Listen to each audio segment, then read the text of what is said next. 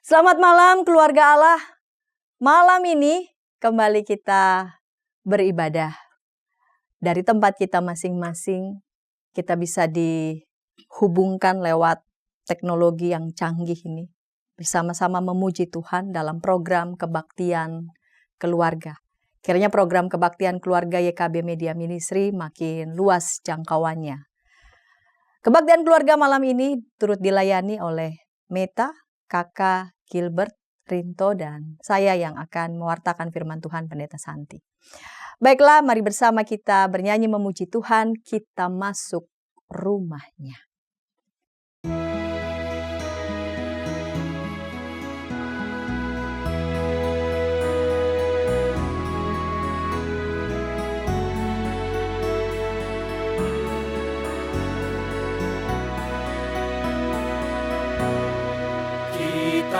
Masuk rumahnya, berkumpul menyembah kepadanya. Kita masuk rumahnya, berkumpul menyembah kepadanya. Kita masuk rumahnya, berkumpul menyembah kepada Kristus. Menyembah Kristus Tuhan.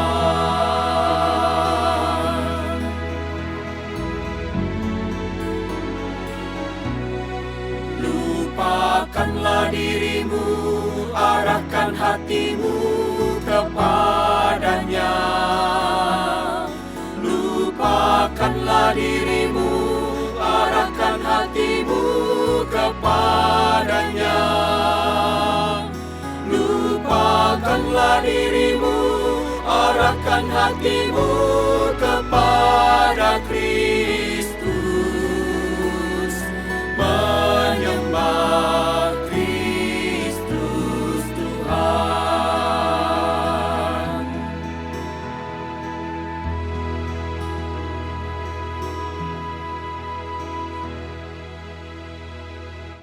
Kita berdoa. Allah sumber hidup kami. Malam ini ya Bapa, kami bersyukur, kami boleh bersama-sama akan beribadah, memuji memuliakan nama Tuhan dan akan mendengarkan firman-Mu. Setelah sepanjang hari kami melakukan tugas pekerjaan kami, dengan berbagai kesulitan tantangannya, namun puji Tuhan kami boleh melewatinya. Kami ingin menikmati nyanyian dan doa kami. Kiranya Bapa boleh memberkati ibadah ini. Dalam Yesus kami berdoa. Amin. Kita bersyukur sebagai warga negara Indonesia mendapatkan jaminan hak memeluk keyakinan agama dan mengekspresikannya dalam berbagai hari raya agama. Namun kita juga mengetahui walaupun negara Indonesia memeluk keyakinan agama, tetapi kita juga melihat belum sepenuhnya mempraktekkan ajaran agama itu dalam keseharian. Kita pun menjadi resah. Dalam keresahan itu kita bersyukur ada Yesus Kristus yang menjadi teladan iman yang menyelamatkan kita dan memberi pengharapan.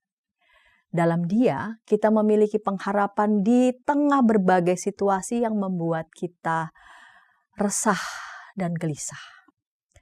Dalam Yohanes 11 ayat 27 ketika Marta pun sedang dalam keresahan ia menjawab, "Ya Tuhan, aku percaya bahwa Engkaulah Mesias Anak Allah yang datang ke dalam dunia."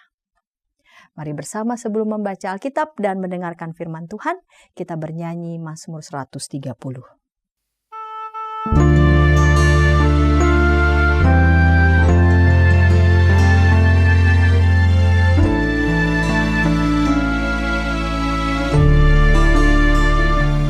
Dari jurang yang dalam berseru kepadamu ya Tuhan, berseru kepadamu.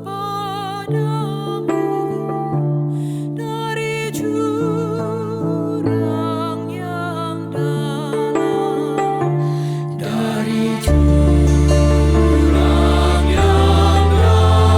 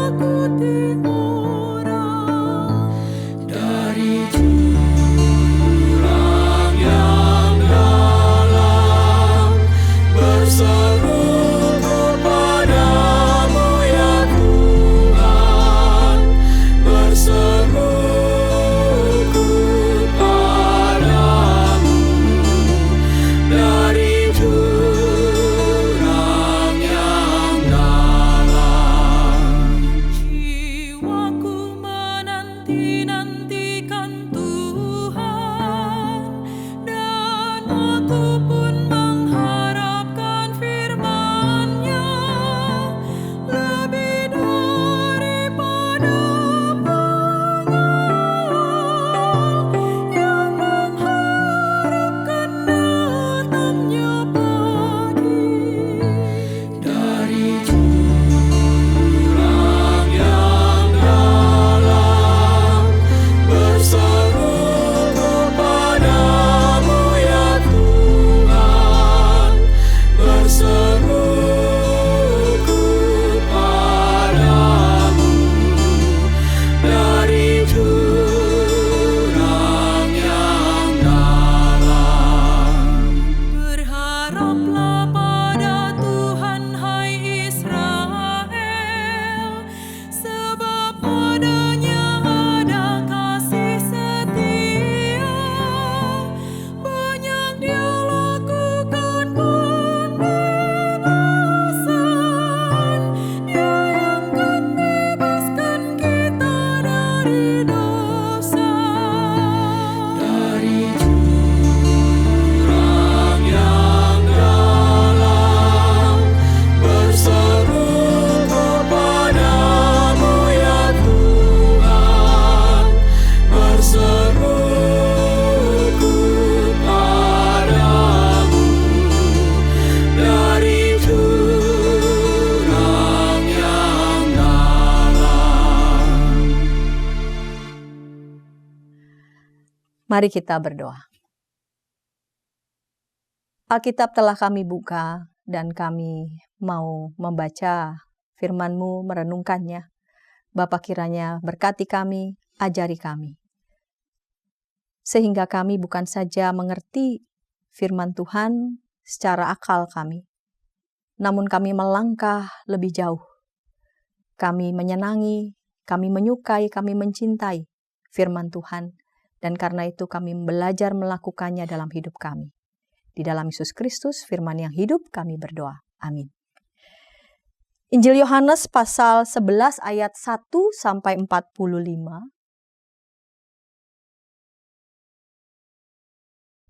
Ada seorang yang sedang sakit, namanya Lazarus, dari Betania, kampung Maria dan saudaranya Marta. Maria ialah perempuan yang pernah meminyaki kaki Tuhan dengan minyak wangi dan menyekanya dengan rambutnya. Lazarus yang sakit itu adalah saudaranya. Kedua perempuan itu pun mengirim kabar kepada Yesus, "Tuhan, dia yang Engkau kasihi sakit." Ketika Yesus mendengar kabar itu, ia berkata, "Penyakit itu tidak akan membawa kematian, tetapi akan menyatakan kemuliaan Allah, supaya melalui penyakit itu anak Allah dimuliakan." Yesus mengasihi Marta dan saudaranya serta Lazarus. Namun setelah didengarnya bahwa Lazarus sakit, ia tinggal 2 hari lagi di tempat ia berada. Sesudah itu ia berkata kepada murid-muridnya, "Mari kita kembali lagi ke Yudea." Murid-murid itu berkata kepadanya, "Rabi, baru-baru ini orang-orang Yahudi mencoba melempari engkau. Masih maukah engkau kembali ke sana?" Jawab Yesus, "Bukankah siang hari lamanya 12 jam? Siapa yang berjalan pada siang hari, ia tidak jatuh tersandung karena ia melihat terang dunia ini. Namun jikalau seseorang berjalan pada malam hari, ia jatuh tersandung karena tidak ada terang di dalam dirinya." Demikianlah perkataannya. Dan sesudah itu ia berkata kepada mereka, "Lazarus sahabat kita telah tertidur, tetapi aku pergi untuk membangunkan dia." Lalu kata murid-murid itu kepadanya, "Tuhan, jikalau ia tertidur, ia akan sembuh." Sebenarnya Yesus berbicara tentang kematian Lazarus, sedangkan sangka mereka Yesus berkata tentang tertidur dalam arti biasa. Karena itu Yesus berkata dengan terus terang, "Lazarus sudah mati. Namun aku bersuka cita, aku tidak hadir pada waktu itu, sebab itu demi kebaikanmu supaya kamu dapat percaya. Marilah kita pergi sekarang kepadanya." Lalu Thomas yang disebut Didimus berkata kepada teman-temannya, yaitu murid-murid yang lain, "Marilah kita pergi juga untuk mati bersama dengan dia." Ketika Yesus tiba, didapatinya Lazarus telah 4 hari berbaring di dalam kubur. Betania terletak dekat Yerusalem kira-kira 3 kilometer jauhnya. Di situ banyak orang Yahudi telah datang kepada Marta dan Maria untuk menghibur mereka berhubung dengan kematian saudaranya. Ketika Marta mendengar bahwa Yesus datang, ia pergi mendapatkannya. Namun Maria tinggal di rumah. Lalu kata Marta kepada Yesus, "Tuhan, sekiranya Engkau ada di sini, saudaraku pasti tidak mati." Namun sekarang pun aku tahu bahwa Allah akan memberikan kepadamu segala sesuatu yang engkau minta kepadanya. Kata Yesus kepada Marta, saudaramu akan bangkit. Kata Marta kepadanya, aku tahu bahwa ia akan bangkit pada waktu orang-orang bangkit pada akhir zaman. Jawab Yesus kepadanya, akulah kebangkitan dan hidup. Siapa yang percaya kepadaku, ia akan hidup walaupun ia sudah mati. Dan setiap orang yang hidup yang percaya kepadaku tidak akan mati selama-lamanya. Percayakah engkau akan hal ini? Jawab Marta, ya Tuhan, aku percaya bahwa engkaulah Mesias, anak Allah yang datang ke dalam dunia. Sesudah berkata demikian, ia pergi memanggil saudaranya Maria dan berbisik kepadanya, Guru ada di sana dan ia memanggil engkau. Mendengar itu Maria segera bangkit lalu pergi menemui dia. Namun waktu itu Yesus belum sampai di kampung itu. Ia masih berada di tempat Marta menjumpai dia. Ketika orang-orang Yahudi yang bersama Maria di rumah itu untuk menghiburnya melihat bahwa Maria segera bangkit dan pergi keluar, mereka mengikutinya karena mereka menyangka bahwa ia pergi ke kubur untuk meratap di situ. Setibanya Maria di tempat Yesus berada dan melihat dia, sujudlah ia di depan kakinya dan berkata kepadanya, Tuhan, sekiranya engkau ada di sini, saudaraku pasti tidak mati. Ketika Yesus melihat Maria menangis dan begitu juga orang-orang Yahudi yang datang bersama dia, kesalah hatinya, ia terguncang dan berkata, di manakah kamu baringkan dia? Jawab mereka, Tuhan, marilah dan lihatlah. Lalu menangislah Yesus. Kata orang-orang Yahudi, lihatlah ia sungguh mengasihi dia. Namun beberapa orang diantaranya berkata, yang mencelikkan mata orang buta tidak sanggupkah ia bertindak sehingga orang ini tidak mati? Yesus sekali lagi lalu pergi ke kubur itu. Kubur itu sebuah gua yang ditutup dengan batu. Kata Yesus, angkat batu itu. Marta, saudara orang yang meninggal itu berkata kepadanya, Tuhan, ia sudah berbau. Sebab sudah 4 hari ia mati. Jawab Yesus, bukankah sudah kukatakan kepadamu, jikalau engkau percaya engkau akan melihat kemuliaan Allah? Mereka pun mengangkat batu itu, lalu Yesus menengadah ke atas dan berkata, Bapa, aku mengucap syukur kepadamu karena engkau telah mendengarkan aku. Aku tahu bahwa engkau selalu mendengarkan aku, tetapi oleh karena orang banyak yang berdiri di sini mengelilingi aku mengatakannya supaya mereka percaya bahwa engkaulah yang telah mengutus aku. Sesudah berkata demikian, berserulah ia dengan suara keras, Lazarus, marilah keluar. Orang yang telah mati itu keluar, kaki dan tangannya masih terikat dengan kain kafan dan mukanya tertutup dengan kain peluh. Kata Yesus kepada mereka, bukalah kain-kain itu dan biarkan ia pergi.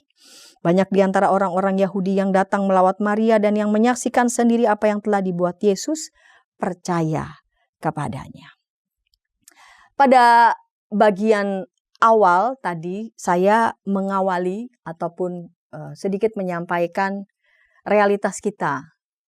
Potret lah katakanlah bangsa kita.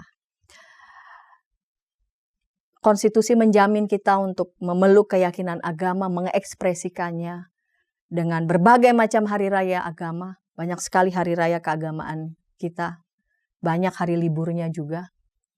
Ketika hari raya tiba kita senang, ya, kita menikmati. Di hari-hari tertentu, dalam hal ini sebagai orang Kristen, hari Minggu itu padat sekali ya. Apalagi hari-hari besar gereja. Pada ibadah gitu ya. Senang menunjukkan identitas ekspresi iman mereka. Namun di sisi yang lain kita juga sadar bahwa PR kita juga masih banyak. Bahwa ternyata walaupun begitu banyak masyarakat kita memeluk keyakinan agama, tetapi spirit dari ajaran agama itu ternyata belum merasuk dalam diri. Ya. Jadi beragamanya itu masih formalisme agama. Tapi spiritualitasnya belum merasuk dalam diri kita. Sehingga kita seringkali dibuat tergopoh-gopoh mungkin ya. Ada yang resah, gelisah, korupsi, penyalahgunaan wewenang, dan sebagainya masih marak. Itu konteks besar keluarga Allah. Konteks keluarga kita mungkin juga dibuat resah dan gelisah. Kok mungkin pekerjaan rasanya kok ini saja. Atau ketika kita berupaya memberi yang terbaik bagi anak-anak, tapi ada satu anak yang mungkin membuat kita juga resah gelisah. Ini anak kok udah dikasih tahu kok nggak ngerti-ngerti misalkan ya. Atau yang seumuran dia udah jadi apa, kok kayaknya dia masih begitu-begitu saja. Bisa membuat kita resah gelisah. Dan ada begitu banyak hal lah yang membuat kita menjadi resah gelisah. Di teks tentang Lazarus dibangkitkan, kita melihat kegelisahan, keresahan juga dialami oleh Maria, Marta. Dan kita juga nanti akan melihat sosok Thomas. Relasi yang akrab memang sudah terjalin antara Maria, Marta pun juga Lazarus. Ketika Maria dan Marta mengirim kabar lewat messenger, ya, pemberi pesan kepada Yesus, Tuhan, dia yang kau kasih sakit. Jadi dia minta ada pengirim pesan, membawa kabar pada Yesus. Beritahu, Tuhan, dia yang kau kasihi sakit.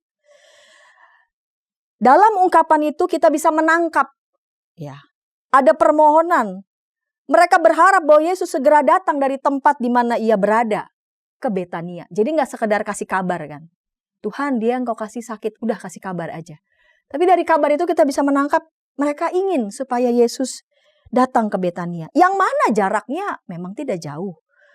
Dicatat jaraknya kira-kira 3 kilometer jauhnya. Jadi kalau ditempuh jalan kaki kan nggak sampai seharian lah. Tapi Yesus merespons di ayat 4. Penyakit itu tidak akan membawa kematian, tetapi ia akan menyatakan kemuliaan Allah. Supaya melalui penyakit itu anak Allah dimuliakan. Pernyataan itu merupakan sebuah visi profetik. Bahwa penyakit itu tidak akan membawa pada kematian, tetapi justru akan menyatakan kemuliaan Allah.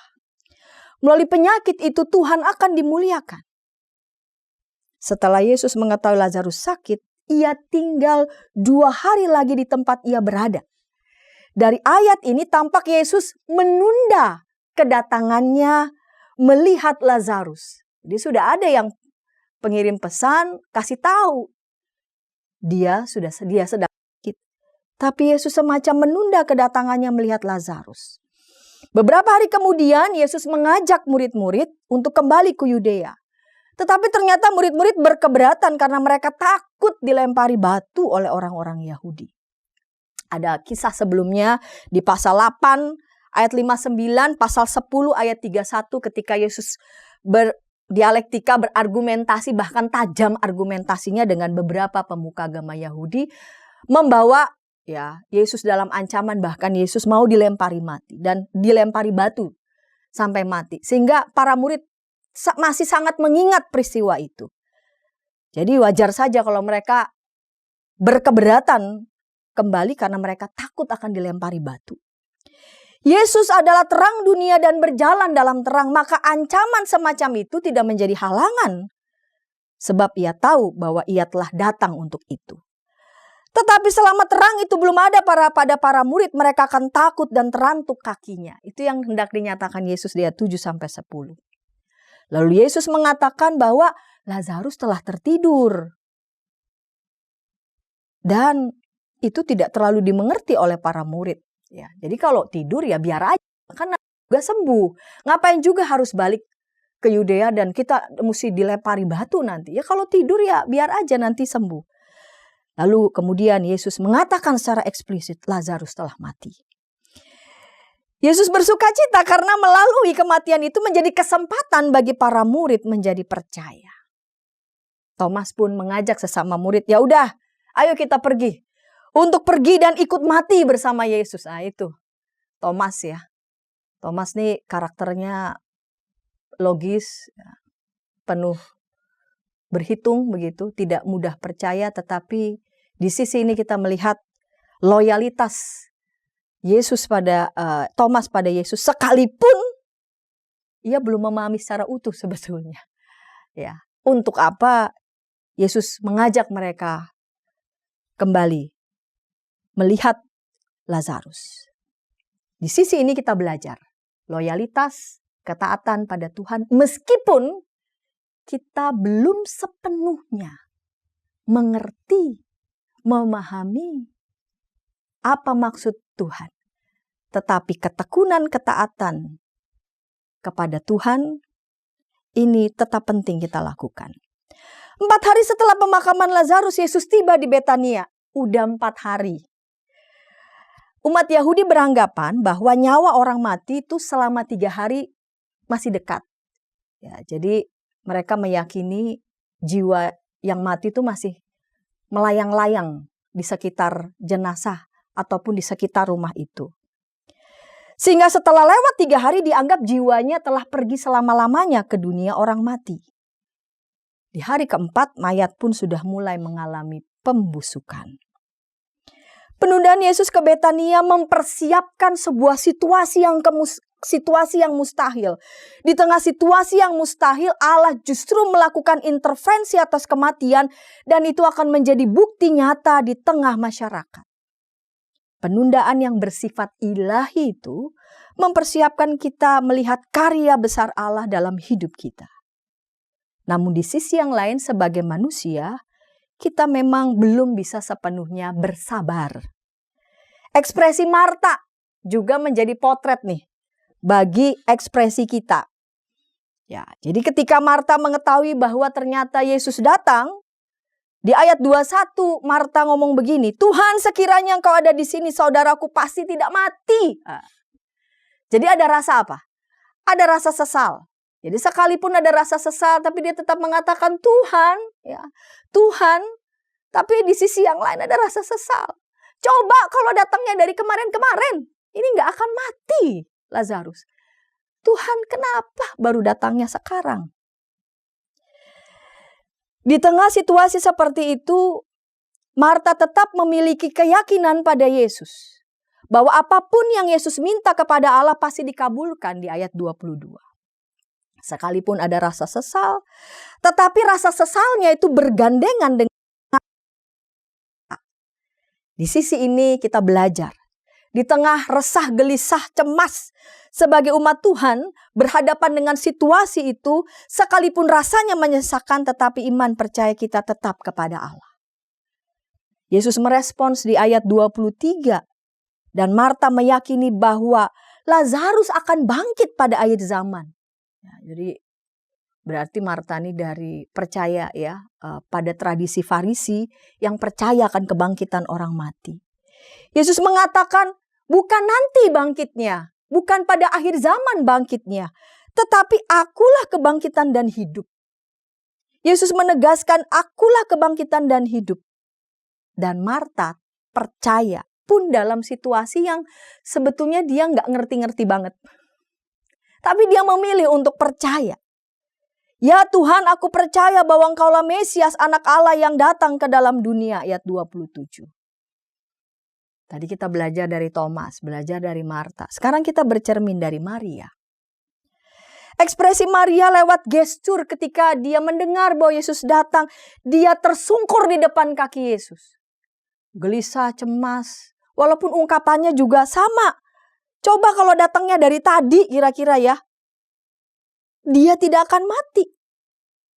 Tapi gesturnya menunjukkan ketaatan kerendahan hatinya kepada Tuhan.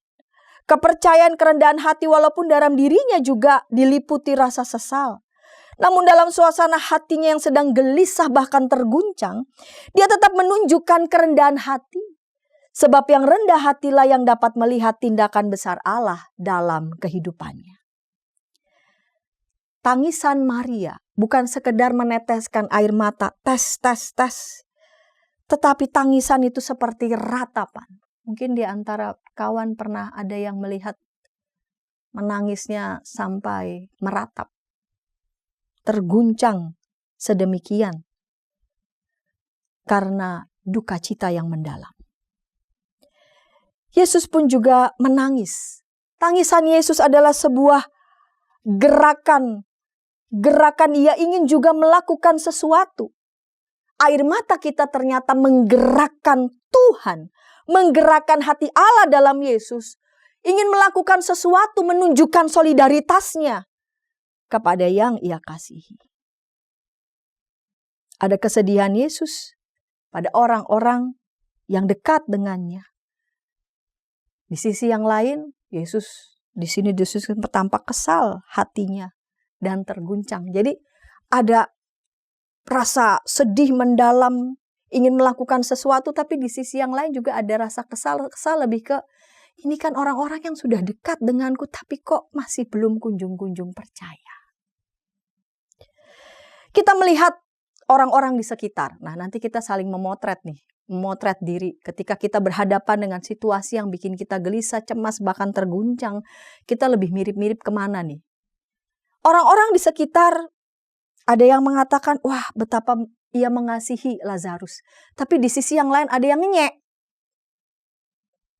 Kira-kira yang mencelikkan mata orang buta, tidak sanggupkah ia bertindak sehingga orang ini tidak mati? Di antara reaksi-reaksi orang-orang berhadapan dengan situasi-situasi yang seperti ini, kita melihat bagaimana Yesus memiliki cara pandang yang berbeda. Melihat situasi yang bahkan situasi yang mustahil, yaitu kematian. Bagi Yesus kematian bukan titik, melainkan koma. Yesus adalah Allah yang hadir di tengah-tengah umat manusia. Bukan sekadar memenuhi keinginan manusia, melainkan menunjukkan otoritasnya bahwa ia adalah sungguh anak Allah. Apa relevansinya buat saya dan keluarga Allah sekalian? Kita mungkin saat ini kita masih berdoa, tapi mungkin doanya udah nggak terlalu kuat, apa udah nggak terlalu yakin, karena mungkin ya udahlah, kondisinya udah begini, ya udahlah, ya diterima saja gitu, skeptis, ya capek, lelah. Nah, tapi keluarga Allah, kita mesti belajar bahwa beriman itu mesti dibarengi dengan ketaatan. Ketika orang beriman tapi tidak taat, maka kita tidak mengakui otoritas Allah melakukan berbagai perkara yang melampaui pertimbangan dan ekspektasi kita. Menghidupi pengharapan dalam Kristus itu harus bergandengan antara iman dan juga ketaatan. Kadang-kala kita tidak terlalu mengerti sudut pandang Tuhan ini, point of view-nya Tuhan.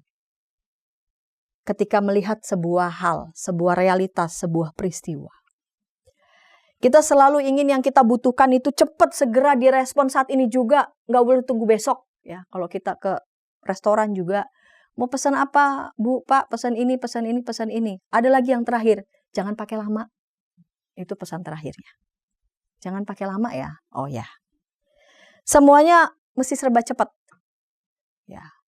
Udah macet-macetan, padahal yang macet-macet sejuta umat gitu ya. Ini tetap aja tin sana gitu. Padahal yang macet bukan cuma dia, kita semua ini. Ya, tapi baru saja katakanlah datang ke gereja, terus kemudian keluar dari pintu gereja, baru gesekan sedikit sama teman mungkin ya. Bajunya mungkin gesekan, mungkin manik-maniknya ada, atau tasnya, atau mungkin mobil gitu ya. Udah langsung muarah-muarah.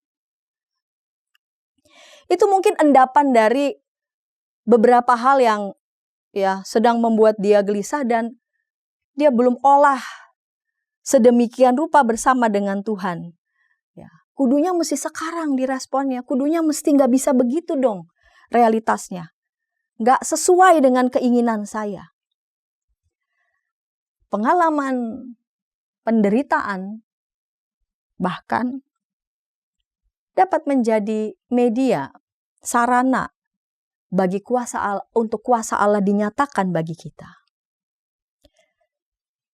Pergumulan, penderitaan, bahkan sakit sekalipun tidak akan menjadi penghalang berkat dan kasih Tuhan. Bukan saja dinyatakan bagi Maria, Marta, Thomas, dan saudara-saudara perjuangan murid Lazarus, juga untuk kita semua. Berbagai persoalan, pengalaman, penderitaan, bahkan kematian bisa menjadi situs kemuliaan Tuhan. Marilah kita menghidupi pengharapan di dalam Kristus. Iman dan ketaatan itu mesti bergandengan tangan. Amin. Saat hening untuk kita.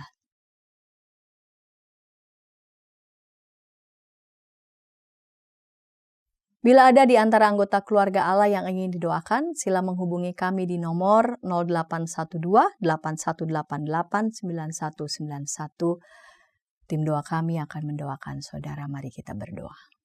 Tuhan Allah kami, ketika kami mengatakan bahwa kami beriman kepada Engkau, maka sesungguhnya kami sedang menyatakan bahwa otoritas Tuhan itu penuh atas seluruh hidup kami, atas hidup dan mati kami. Sehingga iman dan ketaatan itu seharusnya bergandengan tangan. Kami belajar pun dari Maria, Marta, Thomas, dan juga orang-orang di sekitar yang menunjukkan berbagai macam reaksi ketika berhadapan dengan situasi-situasi yang tidak sesuai dengan ekspektasi kami, bahkan situasi-situasi yang bisa mengguncangkan kami. Dalam berbagai situasi itu kami belajar ya Bapa, bahwa tidak jarang sudut pandang Tuhan memang berbeda dari sudut pandang kami. Karena itu betapapun kami belum sepenuh-penuhnya mengerti rencana Tuhan, ajar kami agar kami tetap memiliki kerendahan hati, membuka hati seluas-luasnya, membiarkan Tuhan berkarya bagi kami menunjukkan kemuliaan-Mu. Sehingga ketika menurut kami beberapa hal kami merasa Tuhan menunda-nunda menjawab keinginan dan doa kami. Kami lebih memilih untuk dalam gestur kami dan juga hati kami tunduk kepada Tuhan. Otoritas Tuhanlah yang berdaulat atas kami dan percaya bahwa Tuhan hendak menyatakan kemuliaan-Mu yang jauh lebih besar daripada penglihatan kami. Bapa di surga, kami berdoa untuk setiap keluarga Allah yang bergumul dalam situasi-situasi kegelisahan, kecemasan, karena berbagai hal, bahkan ada yang sampai terguncang, mencoba untuk menerima kenyataan yang tidak diharapkan. Iman kami kepada Tuhan, bukti itu sudah disiapkan di depan. Sejauh kami mau dituntun oleh Tuhan menyaksikan pekerjaan Tuhan yang besar, Tuhan mau nyatakan bagi hidup pribadi kami, bagi keluarga kami, bahkan bagi bangsa dan negara kami. Terima kasih Bapa di surga, inilah doa kami dalam Yesus kami berdoa. Amin. Keluarga Allah, mari kita terus hidup dalam Yesus Sang Mesias, sumber pengharapan, yang memberi kasih dan damai-Nya mengalahkan ketakutan. Yesusku, Juru Selamatku.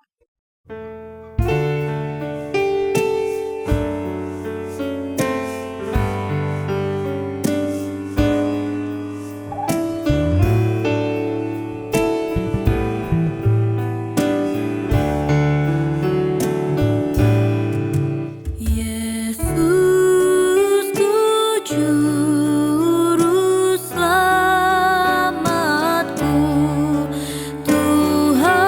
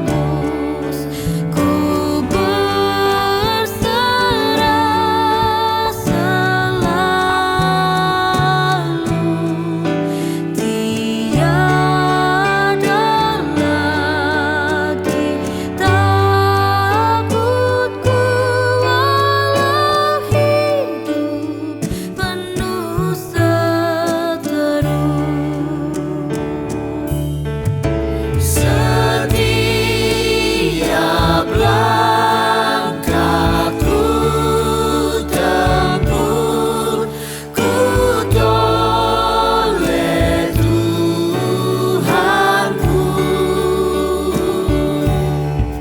Setiap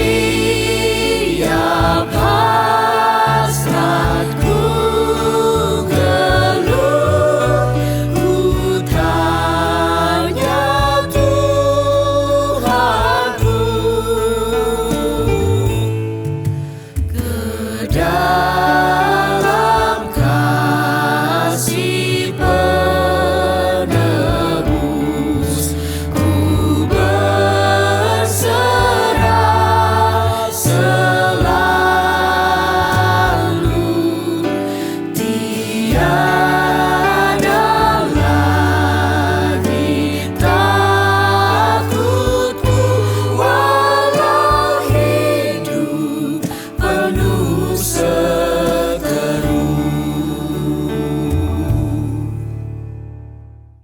Kita berdiri, kita menerima berkat Tuhan. Anugerah Tuhan Yesus Kristus, belas kasih Allah Bapa dan persekutuan di dalam Roh Kudus menyertai kita sekalian. Amin.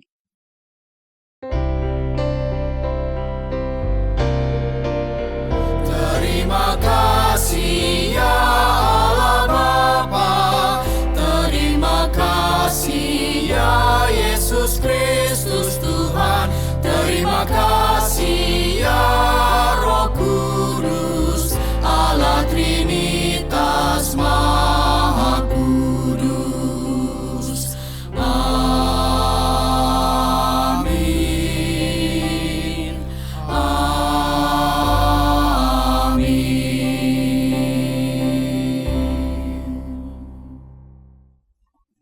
Persilakan duduk saat teduh untuk kita.